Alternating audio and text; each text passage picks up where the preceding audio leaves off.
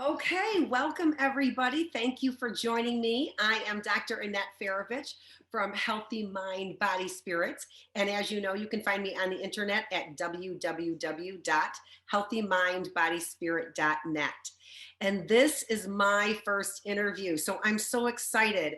And so I'm here to introduce and talk to Margaret Feravich. You can see we have the same last name, so no hiding the fact that she is my sister-in-law. However, I have known her for over 30 years, likely. And whenever I have a health question, any health question, especially a serious one, Margaret is the person I have always turned to for all of these years. And so I'm going to let her tell you a little bit about her background, and I'll kind of jump in there every now and then to add just a few pieces of information, and then we'll get started. So this is Margaret Feravich, and we are talking about a healthy new you. So, Margaret, if you could start with your background, tell us a little bit about your background. I have a master's degree in science. I am a nurse. I work in OB. So I chose that because I really enjoyed working with healthy people. My experience with family members has been that they go to the doctor, they get sicker, more and more meds, and then they die. So I didn't want that for myself. I had multiple gut problems, and the only help is take a pill. I had a lot of allergies, take a pill. I always thought there had to be something better than that. So I started looking into more stuff after I got diagnosed with probably celiac disease. It was a natural provider, so I didn't go through the official testing. But she said that, I probably had celiac disease. So that's when I really started delving into things more. And over the years, I've listened to hundreds of webinars, read many articles, many books, all on health. And I kind of came down to that I believe there are like two causes of disease. One of them is not enough nutrients, and the other one is too many toxins. And as we go through your questions, that'll come up why I feel that way. But like over the past year with the COVID, why did some people die and some had no problem at all? So if you look at just what we know about the COVID, too many toxins. A lot of these people were elderly. They had multiple health issues. Some blood pressure drugs block zinc, which is really important in your immune system. So drugs are toxic. They're basically toxic, except their toxic side effects might have some benefit, like maybe taking pain away. But what are they doing to the rest of the body when they do that? And one of the things about COVID too, with the not enough nutrients, they found that people that were dying had low levels of vitamin D. And vitamin D is really important for our immune systems. They did a study in Spain where they supplemented vitamin D with some of the sick people, and the death rate decreased 64% on those supplemented people. And I think it kept like 82% out of the ICUs. So vitamin D is really critical. And chances are they didn't even give them high dose vitamin D. I supplement 5 to 10,000 during the winter. If I'm getting a virus, I can supplement 150,000 IUs a day for a couple days. Chances are they weren't doing that high a dose with those patients, and yet they still had improvement. These people didn't die. So it's really important about the nutrients. Very good. You know what, can I just ask you, because you know that vitamin D is my first question on our list. So for people who don't know exactly what you're talking about, you were talking about, I know the IU, so those are international units is what we're talking about. And so you were talking about, and actually you were talking about extraordinary numbers. I didn't realize the numbers would be that high that you would supplement. So could you go over those again? Were you saying when it's sunny, it was 4,000? I didn't catch that. Could you go over those IUs again? I can go back to the question that you were asking from your list. So over the summer, if you're out in the sun for 15 minutes, you can get up to 20,000 IUs of vitamin D created on your skin. Your body then has to take it through the liver, which processes it, and then through the kidneys, which process it, and then you can use it. So you need healthy kidney, healthy liver. People with dark skin like Kay would need more sun, more vitamin D. because the darker your skin, the less vitamin D you make. So she would definitely need to supplement. Maybe even over the summer if she can't get out very much. And me too. And me too. Yeah. I'm not quite sure the measure that they use when you take the blood test. I don't think it's IU's when you take the blood test. So for me, but I didn't realize that dark skinned people realized that. I assumed we needed less. Okay, good. The numbers I said, the 5 to 10,000 a day over the winter, they suggest you start supplementing as soon as with your shadow at noon, if your shadow is longer than you. Okay, and that's usually from October to April. So you should be supplementing at least that much. I suggest you get a blood test before you start supplementing just to see where you're at. The blood test is 25 hydroxy vitamin D. That's the one we want to use. Their levels are, they want you they consider 30 okay. In natural health, they say you should be like 60 to 80. Right. Vitamin D also has anti-cancer properties. If you're fighting cancer, they're suggesting you do 80 to 100 or get 80 to 100 on that 25 hydroxy D test. Could you translate that into IU's for me? I cannot, because it all depends on how well your body processes things. That's where the blood test comes in really handy. My mother, her levels are like yours in the tank, in the teens. We started her on standard over-the-counter vitamin D, 5 to 10,000 a day. I think we were giving her 10 actually. Went back 3 months later, it hardly budged. Her body could not process that. So then we had to go to a different form of vitamin D that we got through a doctor. That's the other thing, 2 different forms of vitamin D. D3 is the type your body makes and uses. D2 is synthetic. A lot of stuff like milk that's defortified is with D2, so it's synthetic. So that is not a good form. Sure, yeah. The form my mother used, I think, was some type of emulsified. So it kind of broke it down so her body did not have to break it down. So it was like sort of pre-digested D, and then her levels came up nicely. Good. So having the blood test is going to show you whether it's working for you. And for anyone, I just actually am going to go and get my numbers redone again. And I'm going through somebody that I trust who's online. His name is Dr. Browse. And if anyone has got or wants information about what we should be asking for from our doctors for the blood test to make sure that we're getting all those numbers, I will get that to you, okay? I just printed one out that I'm going to be giving to my doctor. And also, if you don't know this, you can get all of those additional blood tests. I didn't have any problem. And me and my doctors, and my traditional medicine doctor, we're not like this, okay? And I didn't have any problem getting all the blood tests that I needed underneath my insurance, all right? So everything I asked for, they gave me. If you don't ask for it, they won't give you all of those blood tests. Make sure you know what you're asking for. Make sure somebody knows how to read those tests, but I can get that information to you. Also, I want you to know that because you know I sell Shaklee, and the Shaklee vitamin D is 2,000 IU's a day, okay, or 2,000 IU's a pill. So that's not bad. You might have to take more. The other thing that I use is I also use their immune powder, which is delicious, their berry, which is another 2,000. So I take 2,000, and then I take the 2,000 in the immunity drink that they have. So that gives me 4,000 IU's, but I'm going to bump it up based on what you said.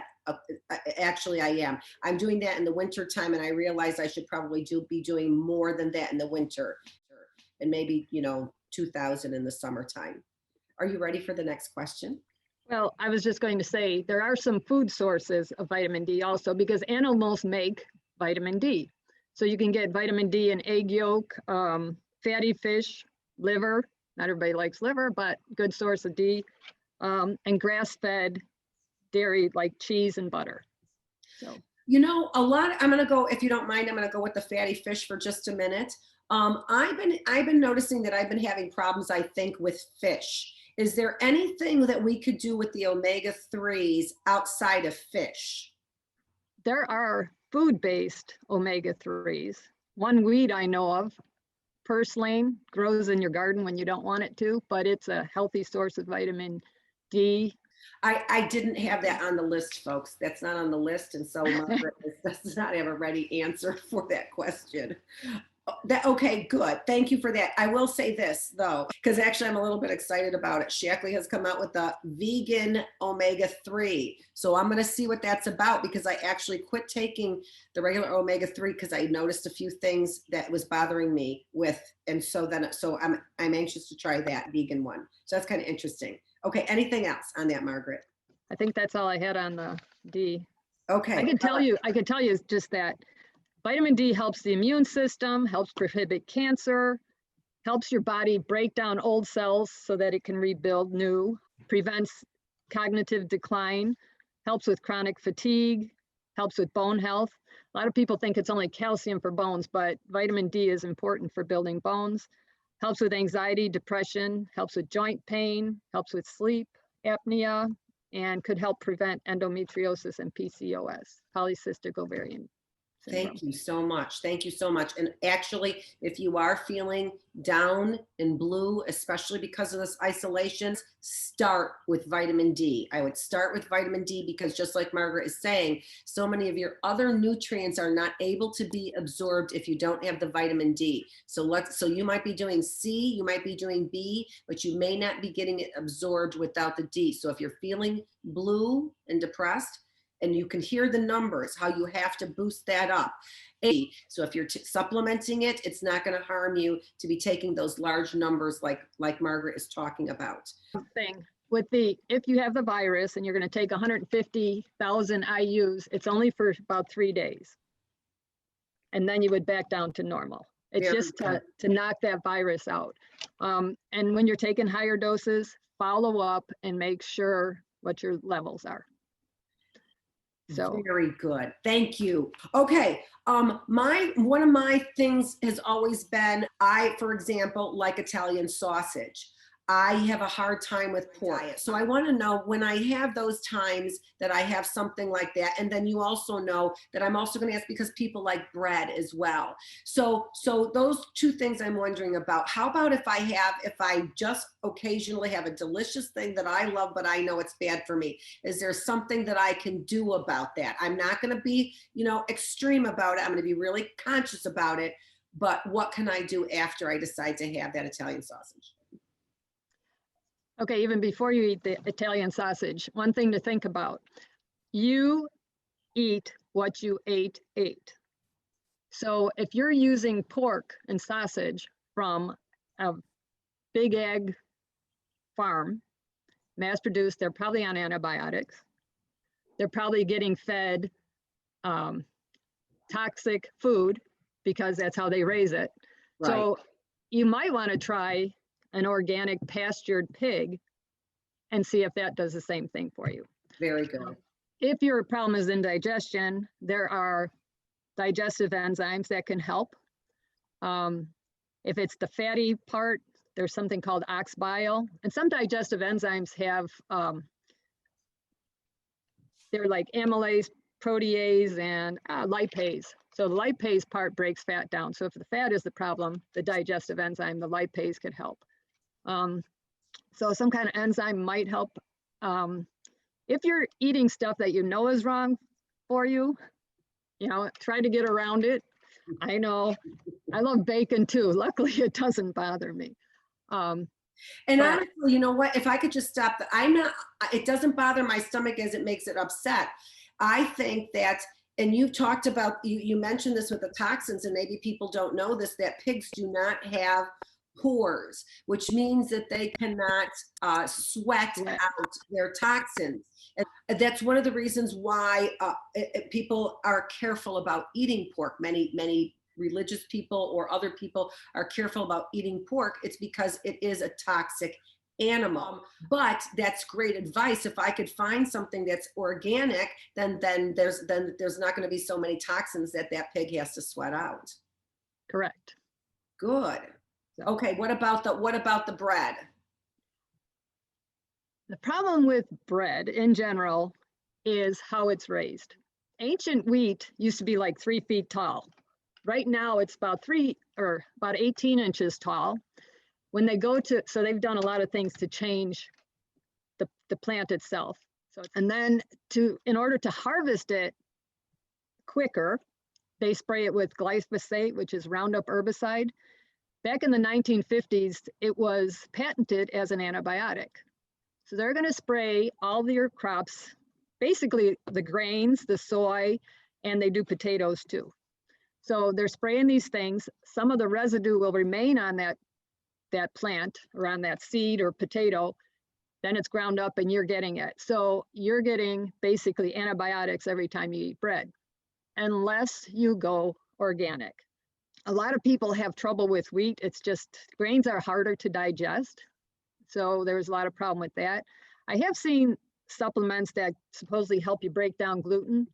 But if you have a problem with gluten, like a celiac, you don't touch the stuff. It's not worth it. There are plenty of alternatives nowadays. There are gluten-free breads. Keto breads use almond flour. So there are ways around doing the bread. When I go out to a restaurant, I get a burger. They put lettuce as the bread. So I don't need the bread. Another problem with bread is all the carbs. It's like wheat flour raises your blood sugar more than table sugar. So it has a major impact on your blood sugar. I want people to catch that. Can you repeat that? The wheat flour, white flour raises your blood sugar quicker, more and more than white table sugar, just white sugar. So it does impact your body strongly.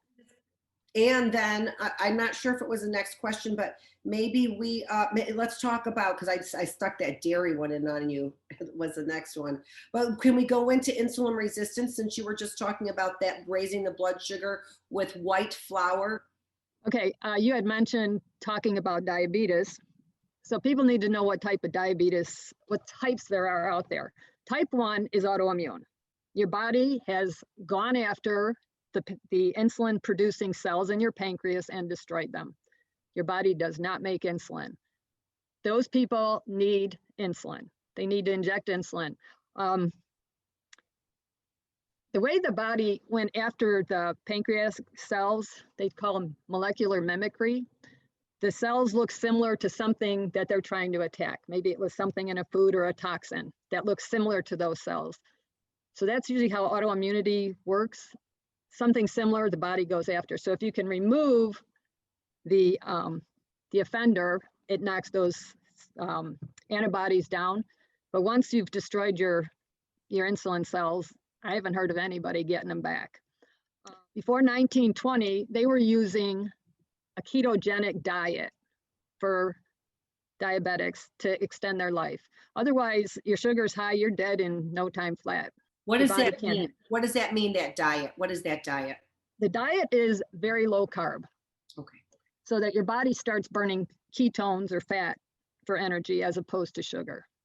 As they started with insulin, then everybody can have as much sugar as they wanted, just take more insulin. Insulin is a fat storage hormone. So the more insulin you're using, the heavier you're going to be. So usually with insulin resistance, you're going to see obesity and weight gain because your body's trying to do something with all that sugar, it starts storing it. Oftentimes it starts storing it in the liver and you've got fatty liver disease. You see the belly fat, that's an inflammatory type of fat, stores it there. And it can store it anywhere in the body, but the biggest things are your liver and your belly fat. Can we talk about that process then? So I eat something like white flour, and then what happens with my cells? Sugar levels then rise, and then insulin combats it to bring the sugar levels back down. Is that right? Back down. And oftentimes you end up in like a roller coaster. If you, not in the type 1 diabetes, but your blood sugar shoots up, you shoot out a bunch of insulin, it drops your blood sugar, and you're hungry again. So you eat more sugar, shoots it up, drops it, and it gets into a bad cycle. And that too is going to contribute to weight gain and other health issues because you're just going to grab anything you want. It's probably going to be junk food and it's going to put you back into that cycle. So what's insulin resistance? That is type 2 diabetes. So in type 2 diabetes, you make insulin, but your body can't get it into the cells where it needs to be. Doctors cannot treat high insulin, so they don't test for it. But if you would go and get a blood test, have your doctor do a fasting insulin level, you would know if you're on your way to diabetes way before your blood sugar starts to rise. Because your insulin, your body's going to try to fix it by throwing more and more insulin at the problem. So your insulin levels are going to go up and up and up until it can't handle it anymore, and then you're going to see your blood sugar rise. According to the modern labs, you can go up to 20 with your insulin and you're still okay. Our natural doctors say keep it under 5. That's a big difference. Right. So 2 to 5 is ideal for insulin, not 20.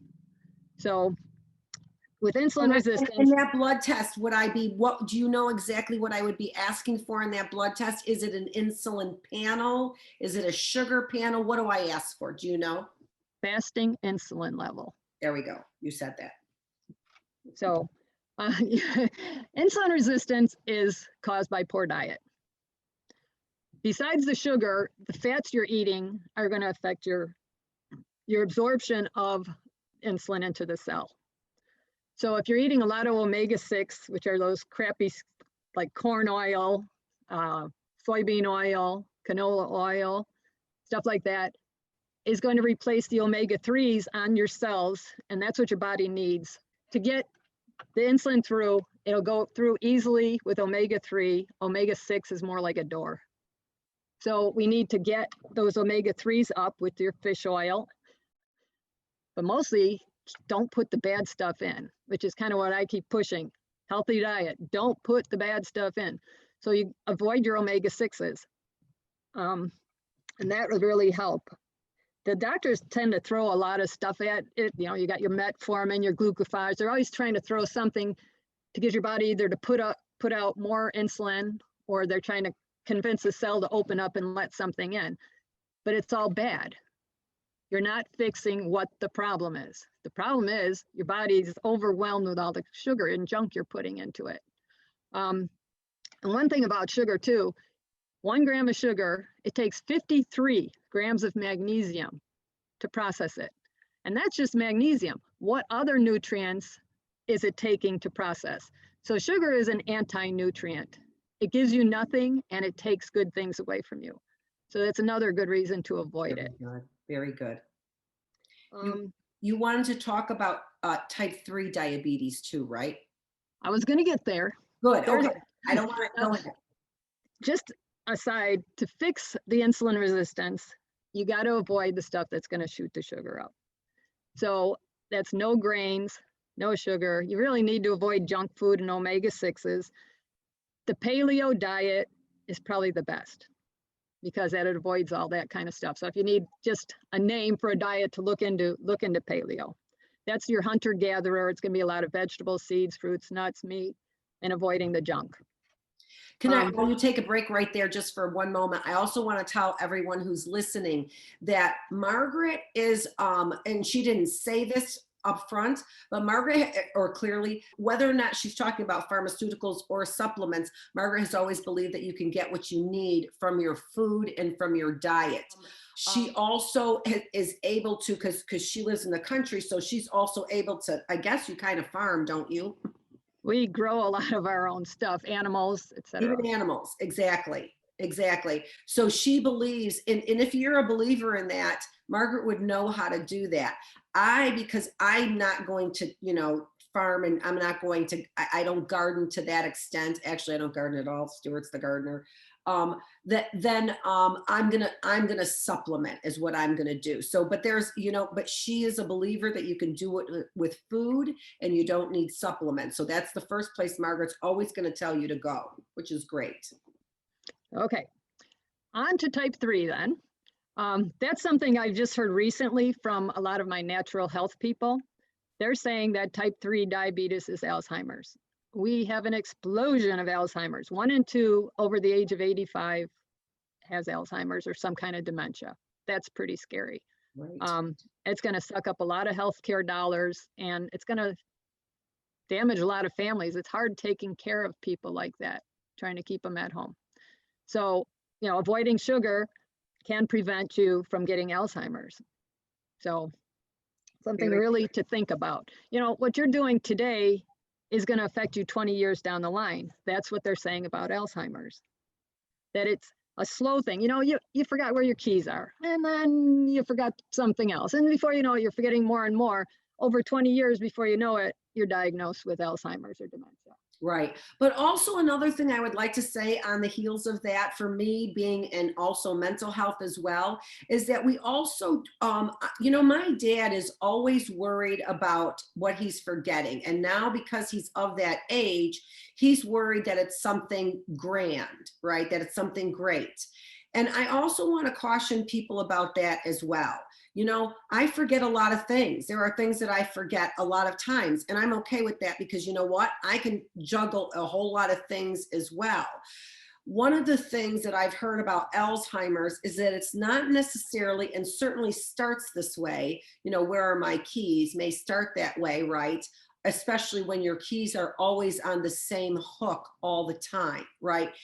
Or not so much where are my keys as much as what are keys. That's when it's bad. Right. Yeah, exactly. So, but my only caution there sometimes is I just read an article, which I commented on my LinkedIn on APA, about how we have to be extra cautious about things that are unlikely events. You and I were talking about this last night, Margaret. And to me, not that Alzheimer's or dementia may not be unlikely, but if you are a healthy person and you are continuing with a healthy diet, we forget things, and don't let that become your, primary focus, because sometimes are about how we frame things, right? Well, when we have so much on our minds, multitasking, you're going to forget, and that's normal. Okay, all right. I put in the calcium one because lots of people are concerned with dairy. So I don't know if you got to see that last night and you have something to comment on that or not. But I'm a dairy fan. I'm a big dairy fan. I cannot give that up. I was so happy to hear you say that fat does not increase my insulin levels, because that really is my, that is my weak spot. But I do drink raw milk, and you know that too. So I would like your thoughts on dairy. Okay, dairy, we're back to big ag. Most of the dairy, now you're doing it the right way with raw, but most of your dairy is going to be full of, you eat what you ate. So it's going to be all the chemicals. They want this milk mass produced, so there's probably some antibiotic. They're working these animals so hard that they get infection. Milk, pasteurized, homogenized. Pasteurized is going to destroy a lot of the nutrients and the enzymes. Homogenized, taking these fat globules and bust them up into little pieces. Well, where are they going to go? Into cells where they don't belong, like maybe your artery walls? I don't know. But it's what they do to the milk that makes it bad. Now, what you're getting is probably a small dairy, a family farm. They're feeding their animals correctly, which would be hay, which is the natural grass-fed, that's what cows are supposed to eat. They talk about all these cows farting. That's because they're eating the wrong stuff. They're feeding them corn and stuff they're not, tolerating. So they get bad gas, right? And they're contributing to global warming. But if you're feeding the animal correctly, it puts out a healthy product. The beef is healthier, the butter is healthier, everything's healthier if the animal is fed properly. Well, over the age of 2, a lot of people aren't able to digest dairy, and it does give them trouble. I'm one of those. I get a lot of post-nasal drip, stuff like that. So you're unusual if you can tolerate dairy well, but just being raw probably increases that. Some people that can't handle dairy might be able to handle it fermented, like kefir, yogurt, stuff like that. Again, you want raw, organic, pastured animal. So what's interesting, a lot of people aren't aware of, the countries with the highest levels of osteoporosis are also the countries with the highest dairy intake. But again, these are big ag animals. In the old days, people drank milk from their cows hot off the teat, So is it what they're doing to it that's causing all the problems with osteoporosis? They're destroying the milk, making it more acidic, and then your body has to take calcium from the bones to buffer, because our bodies work best in a certain pH range. And if it's outside of that because you're acidic, your body's going to do its best to keep it back in that range. And that's where you're going to lose calcium. Generally, because you had asked me, well, where do you get your calcium from yesterday? Cows drink or don't drink milk unless they're a calf. They're getting their calcium from greens. So grass, hay, we can get our calcium also from our greens. We need to chew them though, and that's really important. You have to break the cell walls down and chew. They say you should chew like 30 times to get more of a liquid before you swallow. Digestion starts in the mouth. Amylase is a enzyme from the mouth, and it starts breaking down stuff. So you really need to chew your food really well to get it, get your calcium out. PPIs, proton pump inhibitors.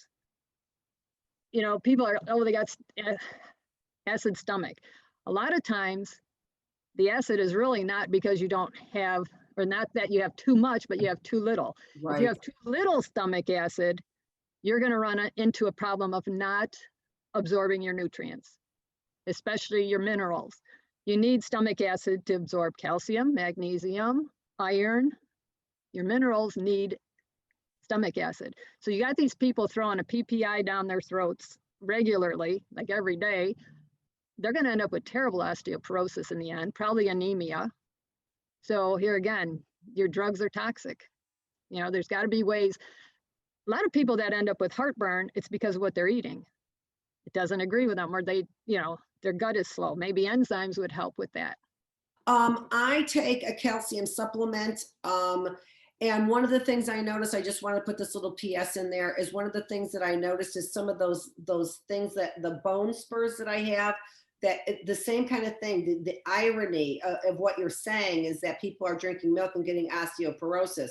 You get these bone, whatever, you get the you know, and more calcium is what you need to break that down. And so when I take more calcium supplements, I don't end up getting those on my fingers. And I have white nails and teeth. The vitamin D is probably helping with that too, because your vitamin D helps you put calcium in the right places. Very good, very good. What are your thoughts? I think this is the next question. I hope I didn't miss any. What are your thoughts on heart disease and cholesterol? I know you have lots of thoughts on that, so I thought I'd open that up. I don't like taking the body apart, you know, separating a heart from other organs. It's all the same. It's just probably your weak spot. What is, you know, where is this poor diet hitting you? So some people are more susceptible with the heart. My problem is my gut. In the end, it all comes down to poor diet again. And really, there's metabolic syndrome, which is tied into the heart disease. And what is metabolic syndrome? High blood sugar, more belly fat, heart disease, high blood pressure. It's all tied in to diet. And can I just say this about this metabolic syndrome so that you all know, there's a great way to be able to tell if somebody has metabolic syndrome, which are all of those things that Margaret was just listing off. And the way that you can tell is the apple figure. The person who has the apple figure, who's holding all of their weight right there in the gut, those are individuals who are higher stress levels.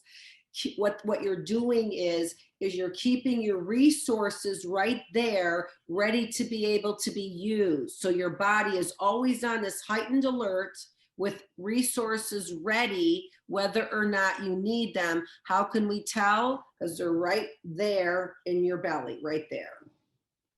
Okay. And how did it get there? Insulin, your insulin resistance. Your insulin is storing fat. So insulin can be very damaging to the body, kind of scratches as it goes through the arteries. So that's where your cholesterol comes in. Cholesterol is not a bad thing. We need cholesterol. Our brains are made of cholesterol. So the insulin will scratch the arteries, and then cholesterol comes by to patch it over like a Band-Aid. So blaming cholesterol for heart disease is like blaming an ambulance at an accident site. You know, it's their fault, even though they came to help the victims. They're, again, that, you know, this medicine stuff, like let's throw something at it. Well, let's bring these numbers down. Well, your statin drugs bring numbers down. Doesn't improve anything. Half of the people that die of heart disease or heart attack have normal cholesterol levels. So it doesn't matter. You got to get the inflammation down on your in your body. And what causes inflammation? The sugar, making the insulin, irritating the arteries, and causing all kinds of other problems too. I was going to say, with statin drugs, people that had cholesterols over 250 or around 250 actually live longer than ones that have the real low cholesterols. So lowering your cholesterol isn't going to give you longer life. And one of the things I meant to mention too, there's something called lifespan and there's health span. I might live to 100, but if the last 20 years I'm in a nursing home and people are wiping my butt, that's not where I want to be. I want health span. I want to be okay and just one morning, just not wake up, but be able to take care of myself until that morning. So I'm looking for health span. While you're looking at that note, I just want to say, and highlight this. So Margaret was saying the importance about how some of these things end up like extra sugar in your diet, end up scratching the arteries. And then the insulin actually scratches. Right. Okay. The insulin. Okay. Thank you. The insulin actually scratches the arteries. I also know from our own personal experience that heavy metals as well. So getting tested for your heavy metals will do the same thing.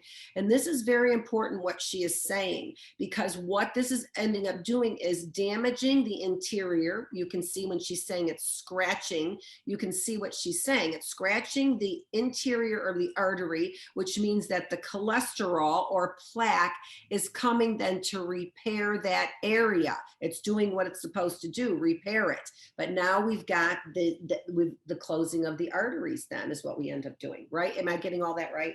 Maybe sounds not. Good. Okay. Yeah, all right. Okay. I mentioned that cholesterol is the brain. So we're seeing more dementia. I think, cholesterol is a precursor to hormones. So you might notice a lot of people have ED, erectile dysfunction. It's everywhere. They talk about it everywhere. I'm just wondering if most of these men are not on statin drugs, because they put statin drugs, everybody on statin drugs. So if you were taking away the precursor, you can't make your testosterone, you're going to have erectile dysfunction. So, one toxin causes another problem that you need another toxin for, like the little blue pill or something. And we also have, and if that is the case as well, then we also have this overabundance of estrogen as well, right? So dysfunctional kinds of hormonal systems. Estrogen dominance is a little different. The estrogen dominance, your liver is kind of backed up and can't process, because your liver does a lot of hormone processing and getting rid of excess. We're just getting too much in. They say that we have the amount of a credit card of plastic in our bodies. And plastic is, it causes estrogenic type effects. Right. A lot of your pesticides, herbicides also are xenoestrogens, plastics being the biggest, because everybody's got their plastic water bottle. I have glass. Me too. Stainless is also a good thing. So what did you say? Stainless? Stainless. Yeah, you don't want aluminum. Okay, we'll go on from there. You also mentioned CoQ10. Oh, what do we got? And I was just gonna say, and for the liver, because you were saying for the liver, I always do my cleanse. And that was what helped me get rid of a lot of toxins in my body that I knew that I had that were always coming out in my face. So I just want to say that. Okay. You had mentioned CoQ10. Statins in your notes. CoQ10 is blocked. Liver produces CoQ10. You also get it from diet, some foods. But the liver's production is blocked when you're on a statin. The heart needs CoQ10. Every cell in your body needs CoQ10, but especially your heart, because it's such an active muscle.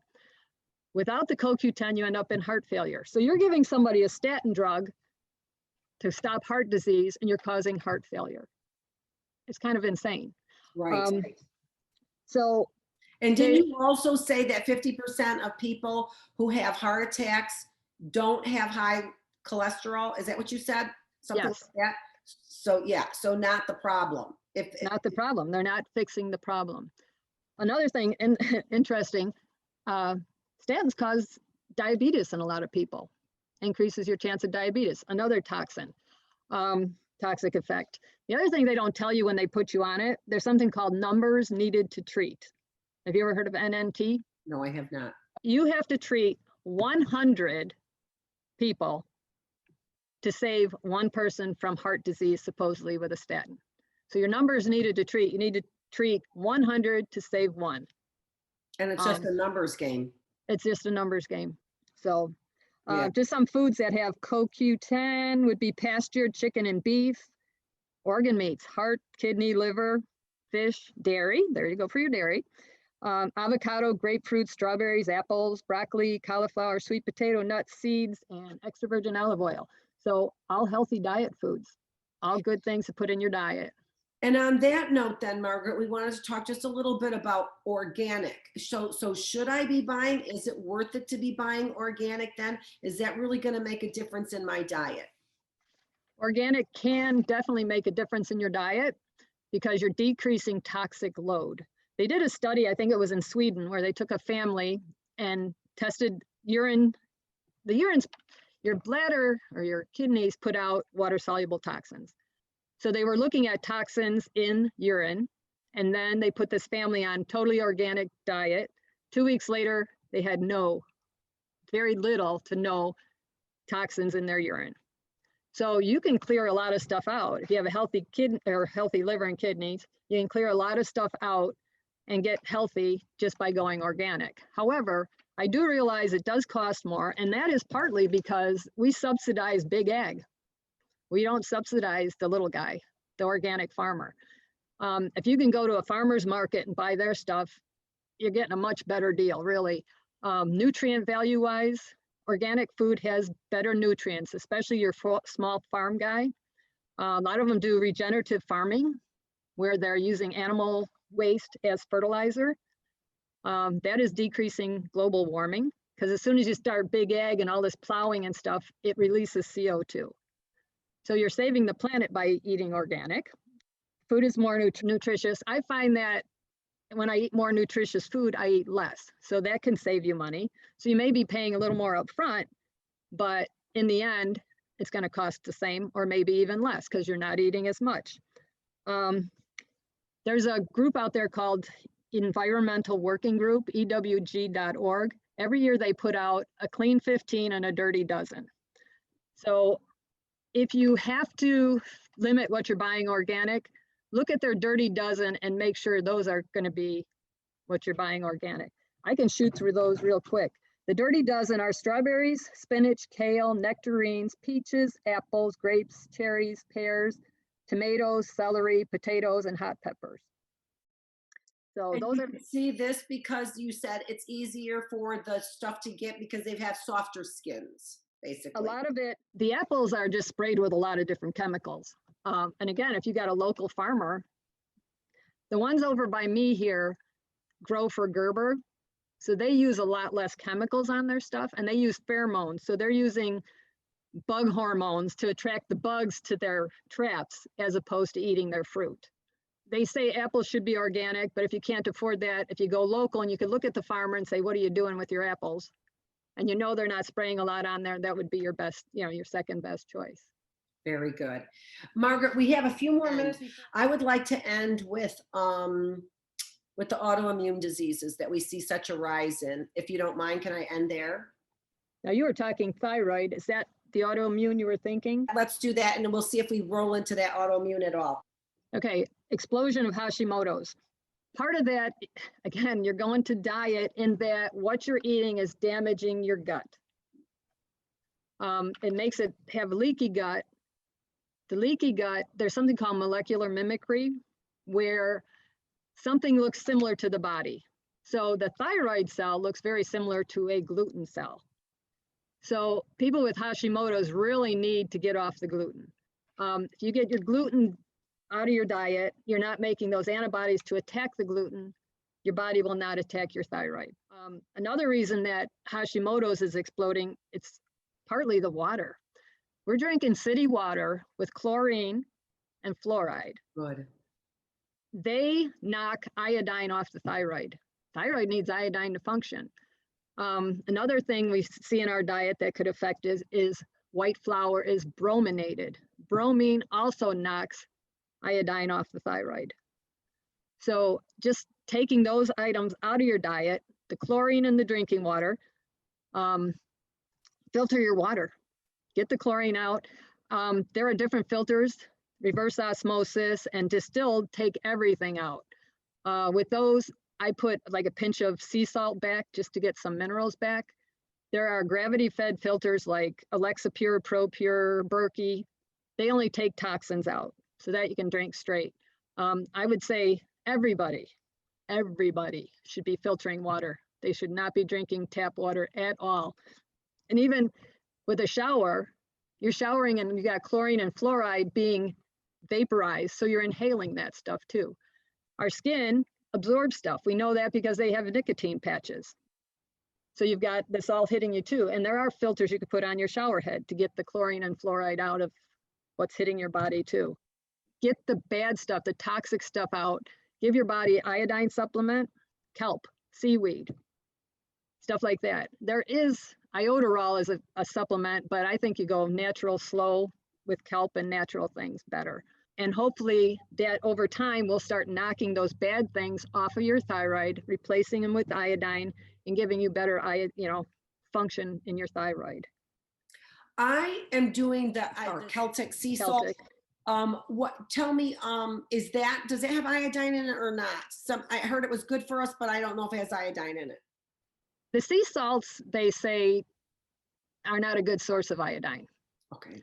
But they are a good source of minerals because when you have your Morton's table salt, it's sodium and chloride, period. It's junk, it's white. You don't like white stuff. White stuff usually has no nutrients. Your pink Himalayan, Redmond's real salt, the Celtic Sea Salt, there are a lot of different salts. They probably have 88 minerals in them, most likely in the proportions our bodies need because they come from sea salt or seawater. That's salt water. We're salty water. That's what's in our body. So it gives us a lot of trace minerals and that we need. Anything else you want to say about what other things you think that you can get that we need right from our diet? Go back 2,000 years, Hippocrates said, let food be thy medicine and medicine be thy food. He also said that all disease begins in the gut. If you have a healthy, functioning gut and you're giving it healthy food, you should probably not need any supplement. Our bodies don't make vitamin C, but they can get most anything else, from our bacteria in our gut. They've done so much research in the last 5 or 6 years on the microbiome. There are more gut bacteria than there are cells in our body. And they work for us. They make B vitamins. They digest our food. They break it down for us. And they love fiber. So to keep them healthy, you give them fiber. The good ones like fiber. The bad ones, they kind of like sugar. So by eating bad things, you're encouraging bad growth bacteria to grow. And like yeast is part of it too. Yeast loves sugar. If you have a yeast infection, your body's going to be craving sugar and keep telling you to eat the sugar because it has to have it to keep growing. It takes time to knock it down and get it where it needs to be. Probiotics can help. Fermented foods are great because they will introduce a lot of bacteria. They looked at a culture, I think Costa Rica or somewhere, and these were people that had never seen Westerners. The number of gut bacteria they had was 100 times more than what we have. With all this stuff in our environment, all the toxins, all the antibiotics, we get a lot of it from our animals that we're eating too. 80% of the antibiotics are used in agriculture. So that's where your pastured organic animal can come in really handy. Other things that'll help you get the nutrients you need is chew your food. You should be chewing your food until it's a liquid before you swallow it, not one bite swallow like my dog does. The amylase in your mouth starts breaking down your food before you swallow it.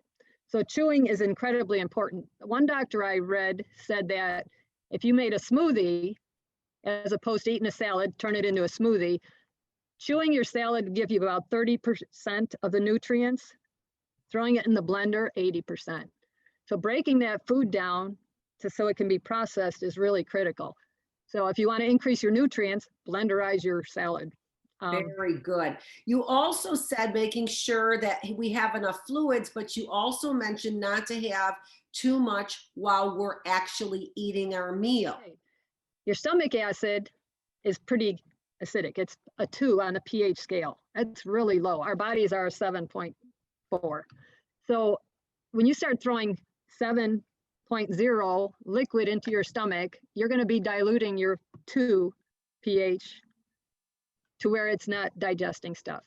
So to get the best out of your stomach acid, don't water it down. Drink between meals. If I'm at a restaurant, I just get a cup of ice often, and as the ice melts, I may take a little sip here and there, but I do not drink, how many Cokes you want or refills or free refills. I don't go anywhere near that. I may sip water or suck on an ice cube. I know this pearl here, and it comes by itself, but I get the whole strip so I get everything. My multivitamin, you need to be taking a multivitamin, folks. You need to have a baseline. That tiny pearl, I used to switch up my probiotics. I always had 3 probiotics on my shelf, always. I would take one, it would stop working. I would take the second one, it would stop working. I would go to the third one, it would stop working. I would go back to the first. I always had 3 probiotics on my shelf all the time. That little tiny pearl does it for me. I take it every day. Also, one of the things we did not mention, which we always like to mention, is the fact that we talk about serotonin and the need for serotonin in depression. And we know that 90% of our serotonin is made in our gut. It is not made in our brain. So why they're giving us pharmaceuticals that change the chemistry in our brain, it seems like it's completely, counterintuitive. That was so good, Margaret. That was so good. You answered all my questions, and it was a lot of great information. I want to open it up to people if they have got any questions. Tony Marie asked about the vitamin K with the vitamin D, is what she asked about. So is it necessary to be supplementing vitamin D with K, like we've heard? That's what they say, that the vitamin K is necessary. I eat a lot of leafy greens. That gives me my K too. So, but if you're not eating a lot of leafy greens, definitely go with the K2. Also, what I know about it is that if you're taking a multivitamin, the multivitamin has enough K to provide you with the K that you need for the D. Okay. Fabulous information, she said, Margaret, that everyone are saying really good. I'm just thoroughly pleased. So great. Thank you. Thank you so much. Thanks. And that's all that I have. So thank you for joining me. I appreciate it. And look for my next video or my next presentation that I have, which I don't know what it's going to be on yet, but I'm looking at PTSD and I'm looking at sexuality as well. So I'm not quite sure. Yeah. So thank you for coming. And that's all I have.